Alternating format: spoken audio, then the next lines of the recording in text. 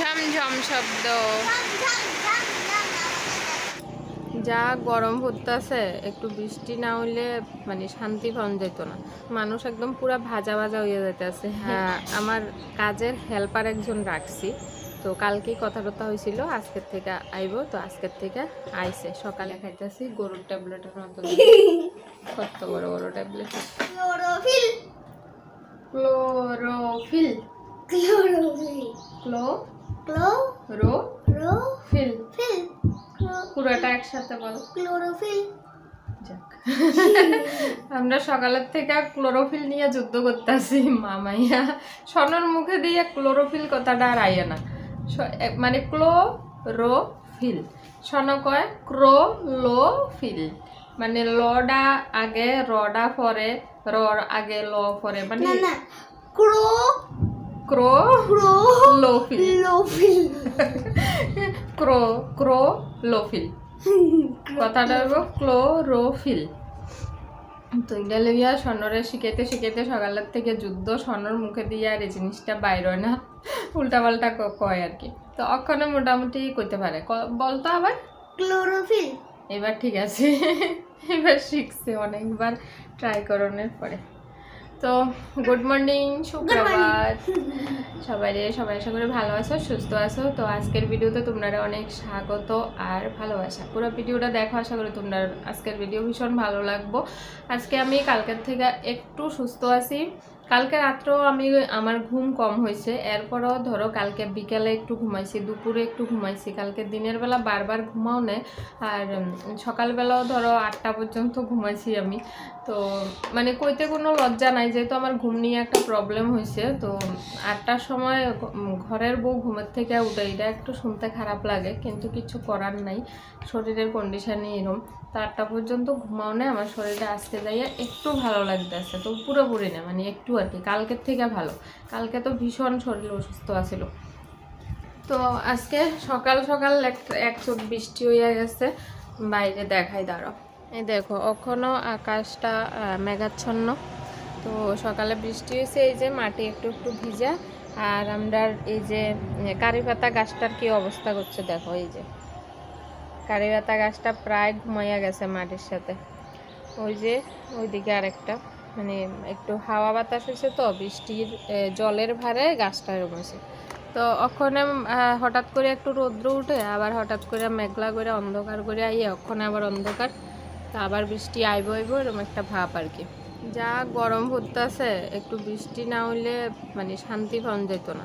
তো বৃষ্টিটাও ঠিক মতো হইতেছে না মানে একটুখানি উড়ানটা মাত্র একটু ভিজছে তারপরে বৃষ্টি বন্ধ। যদি একটু ভালো করে বৃষ্টি হইতো তাইলে পরিবেশটা আর একটু ঠান্ডা হইতো মানুষ শান্তি পাইতো মানুষ একদম পুরো ভাজা ভাজা হয়ে যাইতেছে এই রোদে গরমে। তো আমার শরীর খারাপ হনে আমার কাজের হেল্পার একজন রাখছি তো কালকেই কথা হয়েছিল আজকের থেকে আইব তো আজকের থেকে আইছে সকালে আইছে আইয়া ঘর ঝাড় দিছে ঘর মুছছে উঠানটা ঝাড় দিছে আমার রান্নাঘরের সব বাসনপত্র ধুয়ে রান্নাঘর পরিষ্কার করে দেওয়া গেছে। তো এইটুকুই কাজ রান্নাবান্না করতো না তাই নিয়ে রান্নাবান্না করে না শুধু মানে বাড়তি যে কাজটি ইডি করে দেব।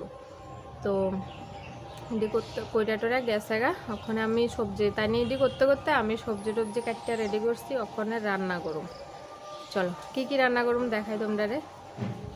এই যে কুকারে মসুরির ডাল সিদ্ধ করলাম আর এখানে বেগুন আসিল মাত্র একটা মিষ্টি কুমড়ো একটু আসিল তো দুইটা মিললে কাটছি ভাজি করুম। আর এখানে সজনে ডাঁটা আর আলু কাটছি নিরামিষ রান্না করুম। আম কাটছি আমের চাটনি বানামু আর এখানে ইডি হয়েছে মাইরার ডাঁটা কই আমরা তো ইডি আর আলু কাটছি ইডি দিয়া মাছ দিয়ে রান্না করুম। এই হচ্ছে আজকের মেনু। তুই কেন এসছিস কেন এসছিস টিফিন বক্সটা দেখাতে দেখা এটা কালকের ভিডিও তো আমি দেখিয়েছিলাম।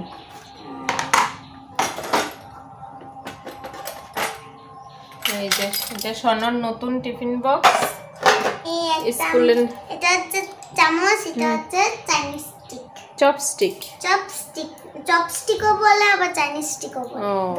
আচ্ছা আমি তো জানতাম না সোনা সব জানে। এই যে 3টা পার্ট আছে মানে 3 রকমের খাবার একসাথে দন যাবে আর কি। তো স্কুলে ননের লাগে এই টিফিন বক্সটা আনা হয়েছে। এটার দাম হয়েছে 550 টাকা। এটা কিনেছিলাম শিলং থেকে। দেখেছ কালার কালার এখন করবে না তো ভাত খেয়ে নাও। ঠিক আছে, বন্ধ করে হাত ধুইয়া আসো, মা ভাত বাচ্ছি। তো সনর বাবা মাঝখান দিয়ে আইয়া ভাত খাইয়াও গেছে গা। সনর বাবারে ডাল রান্না হয়েছিল আর ডিম ভাজি করে দিছি, তারপরে দই বইয়ে নেওয়া ছিল, কালকে বইয়েছিলাম, দই দিয়ে আর ডিম ভাজি আর ডাল দিয়ে খাইয়া গেছে। তো এখন আমার রান্না দেখো কত দূর দেখাইতেছে। তো এই যে ডাল আর এদিকে ভাজি দেওয়া হয়েছে কুমড়ার বেগুন ভাজি, এখানে আমের চাটনিটা হইতেছে, আর এখানে হচ্ছে ওই যে মাইডা দিয়া মাছ দিয়ে আলু দিয়ে রান্না করতেছি। এই যে মাছ ভাজা, তো এটা মাছের তরকারি। দেখাইছিলাম সকালে যে সজনে ডাঁটা আর আলু কাটছিলাম, সজনে ডাঁটাটির থেকে পোকা বাইরেতেছে, মানে উপর দিয়ে দেখতে তো সুন্দর কিন্তু ভিতরের মধ্যে মানে পোকা হইয়া গেছে। তারপরে এটি সব ফালাইয়া দিছি। তো একটা মনে করছিলাম বাচ্চা টাচ্চা রান্না করবো, এরপরে বাঁচতে যাইয়া দেখি উপর দিয়ে দেখতে সুন্দর, ভিতরে খুললে পোকা। তো এই লেগে সব ফালাইয়া দিছি। সোনার বাবা কয়ে যে সব ফালাইয়া দাও, তো সব ফালাইয়া দিছি। তো একটা তরকারি কম হয়ে গেছে, এখন এটার বদলে রান্না করুম ডিম আলুর তরকারি। এই লেগে ডিম সিদ্ধতে দিছি, এই যে ডিম সিদ্ধ দিছি, আর কুকারে আলু লইছি, এই যে আলুটা সিদ্ধ করুম, তারপরে ডিম আলুর তরকারি করুম। তো চলো এখন আমরা মামে আগে ভাত খেয়ে লই, ডাল ভাজা আর দই দিয়া। চলো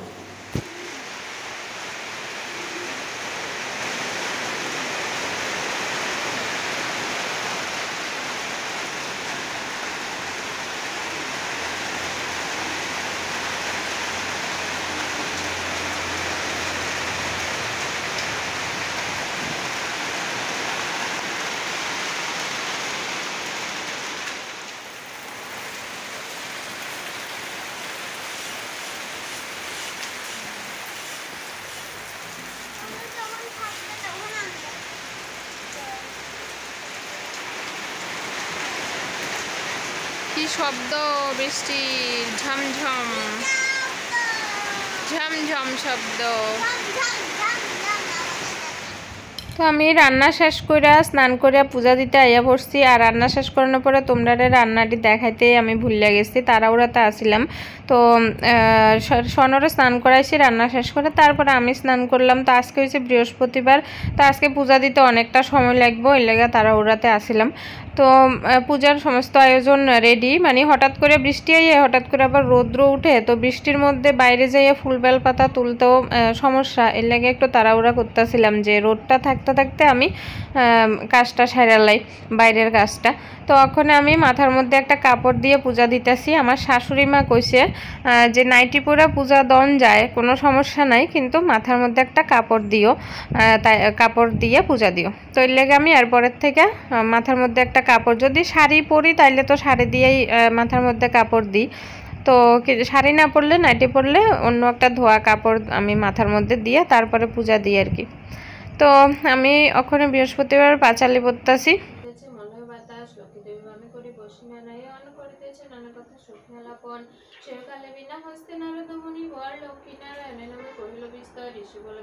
কেমন বিচার সর্বদা চঞ্চলা হয়ে ফিরো দ্বার দ্বার, মর্তবাসী সদা তাই ভূমিচ দুর্গতি, ক্ষণিকেরও তরে তব নাহি কোথা স্থিতি, প্রতিদিন অন্যভাবে সবে দুঃখ পায়, প্রতিদিন অন্বেষণ জীর্ণ শীর্ণ কায়, নাটকের বাক্য শুনি লক্ষ্মী ঠাকুরানী, সকলে নিঃশ্বাস তেজি কহে মৃদুবাণী।